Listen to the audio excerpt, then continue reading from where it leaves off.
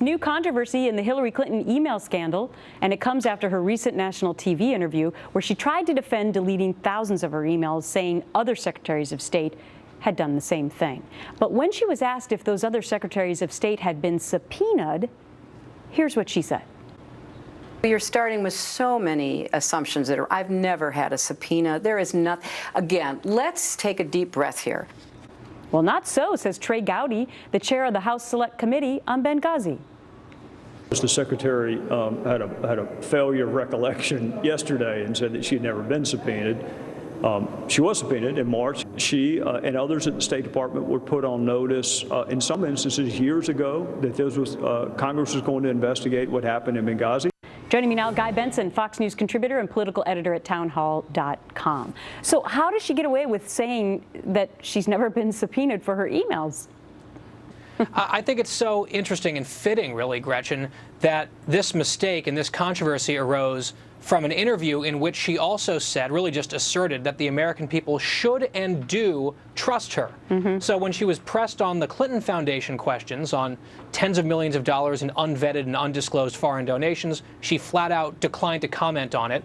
And then on her emails, she uncorked sort of a litany of verifiably false statements, including this one pertaining to the subpoenas. Okay, so here are the Pinocchios that she actually got on that interview, 3 of them. While she claims everything I did was permitted, she appears to not have complied with the requirement to turn over her business-related emails before she left government service. That's a major misstep that she has not acknowledged.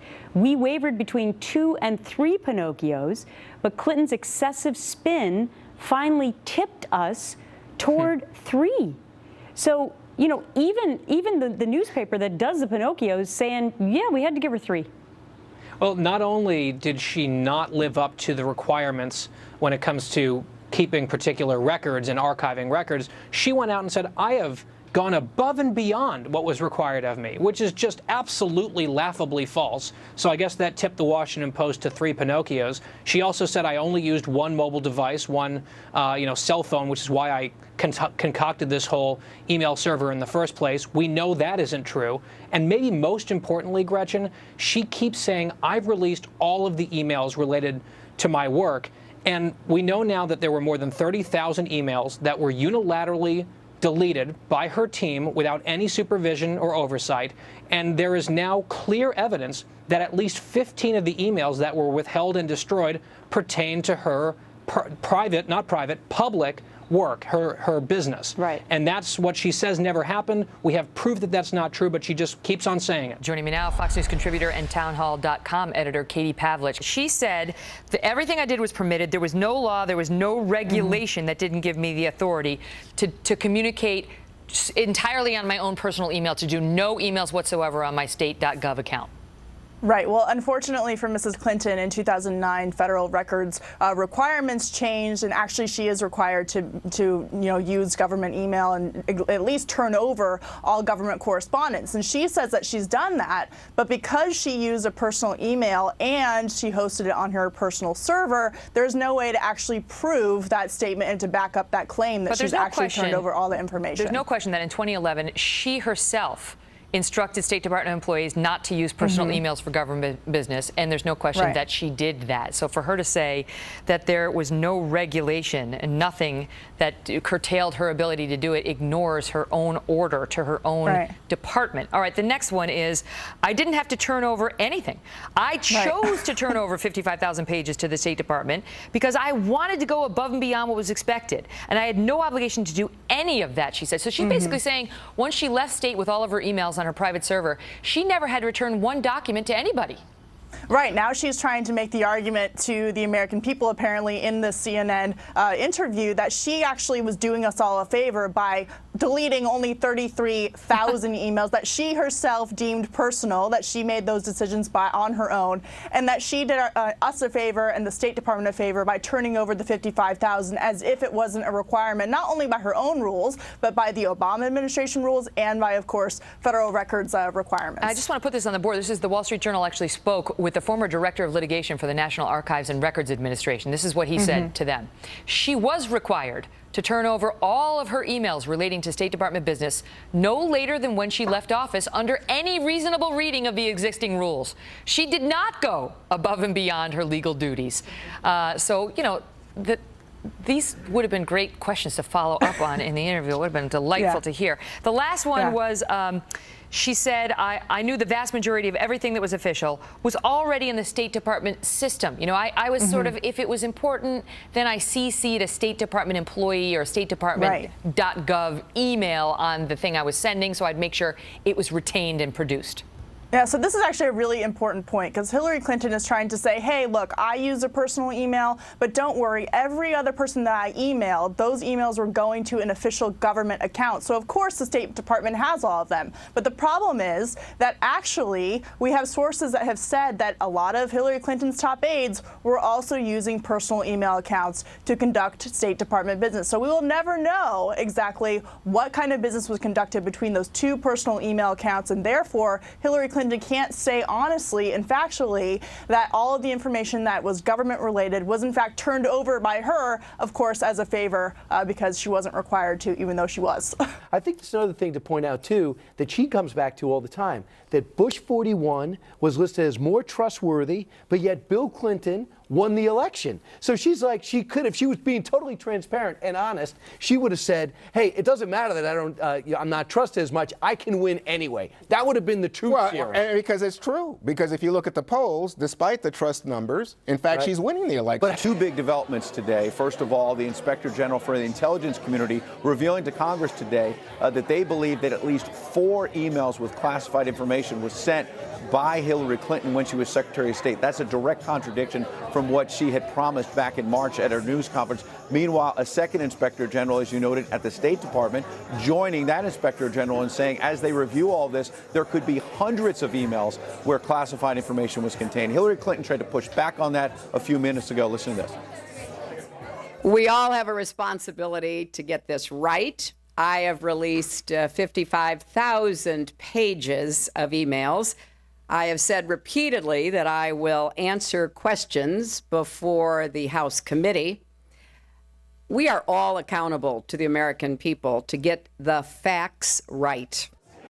Megan, good evening. Breaking tonight as well, Republican Trey Gowdy has just confirmed to us he's cut a deal with the State Department to get several thousand pages of emails on Benghazi from Hillary Clinton's top aides, documents we'll see for the first time in the next 24 to 36 hours. That comes as tonight I spoke to an advisor to Hillary Clinton who confirmed your point. They think they won by forcing the New York Times to correct a story that went too far by claiming there was a criminal investigation on the email issue. So let's stick to the facts. Number one, there's no criminal investigation tonight, but those two inspectors general did conclude there's classified information currently in Hillary Clinton's personal server, despite what she said at that news conference in March. Second fact, not a criminal probe today, but once the Justice Department looks at it, the FBI, it could become criminal. Third fact is beyond the legal question. The intelligence community said in a statement Friday to have classified information on a server was poor judgment by Clinton, who over the weekend stuck to a very legalistic answer, while even some Democrats like Doug Schoen today told Fox Business her explanations are simply not adding up. I am confident that I never sent nor received any information that was classified at the time it was sent and received. The revelations about the emails, the two inspector generals, Stuart, it raises for the first time in my mind a question, still a slight question, but a question nonetheless. Now, we're also hearing the State Department on Friday is likely to release a whole new batch of Clinton emails from the State Department. The intelligence community may be pushing back on the release of some of that, concerned that classified information is coming out. So there could be a whole new showdown by the end of the week, Megan. Do we know how the FBI found this out, Ed?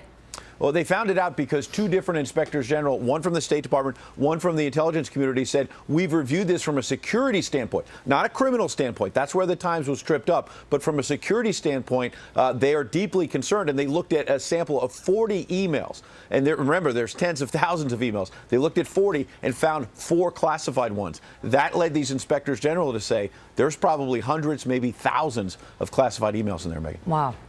Joining us now with more, Fox News senior judicial analyst Judge Andrew Napolitano. And to your credit, this was the first concern you raised when we talked about the Hillary Clinton email scandal months ago. Is there classified information on these emails akin to what happened with General Petraeus? That's what made me think of it, candidly, that the Obama administration was willing to prosecute, persecute, destroy the reputation of a very highly regarded general whom the president has made the head of the CIA over documents he kept in a desk drawer in his home because it was not an officially approved government venue. That is far less than what the inspectors general have suggested they saw that Mrs. Clinton did. They felt that whatever they read, and we haven't seen these 4 emails that Ed spoke about, there was such grave material on there that under the law they were required to report it to the FBI. Good gracious. Now, the FBI does not investigate civil wrongdoing, and it does not investigate ethical lapses. It investigates violation of federal criminal law or serious exposures for national security. The FBI will decide after investigating, is there enough evidence here to prosecute someone, or should it be addressed through a non-prosecutorial route? This is what she says. This is the second soundbite that we played before this segment. This is what she says about, she's basically denying. Listen. I did not email any classified material to anyone on my email. There is no classified material. So I'm certainly well aware of the classification requirements and did not send classified material.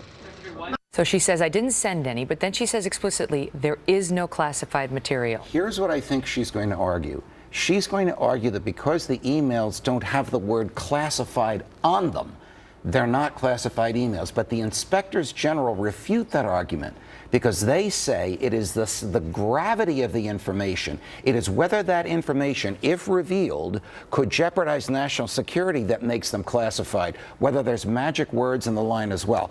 Look, I haven't seen what the inspectors general sent, but I have seen the emails that are in the public domain. I saw an email in which she talks about French jets approaching Libyan airspace. I saw an email in which she talks about the borders for the no-fly zone over in Libya. I saw an email in which she talks about the travels of Ambassador Stevens from one part of Libya to another, who, as we know, was assassinated.